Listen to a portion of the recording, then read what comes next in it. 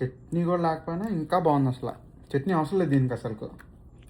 ఎప్పుడు మినపదోసేనా? ఒక్కసారి ఈ రాగి ఊతప్పంని ట్రై చేసి చూడొచ్చుగా. అలా వేసుకొని 1 గ్లాస్ మినప్పప్పుకి 2 గ్లాస్ రాగి పిండి.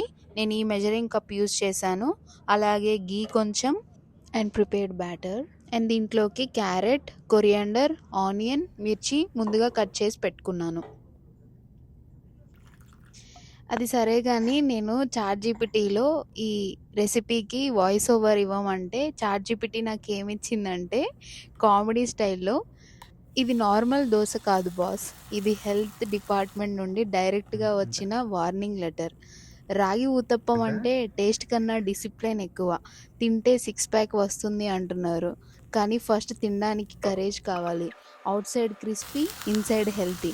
నా లైఫ్ లాగే సింపుల్‌గా కనిపిస్తుంది, సీరియస్‌గా ఉంటుంది." ఇంత పొయట్రీగా మన వల్ల అయితే చెప్పడం కాదు కానీ టేస్ట్ అయితే మామూలుగా ఉండదు. ఈ దోశ ఎలా ఉందో మా తమ్ముడు టేస్ట్ చేసి ఏం చెప్పాడో మీరే వినండి. ఇంతకంటే ఏం కావాలి, అద్దిరిపోయింది. నిజంగా చాలా అంటే చాలా బాగుంది.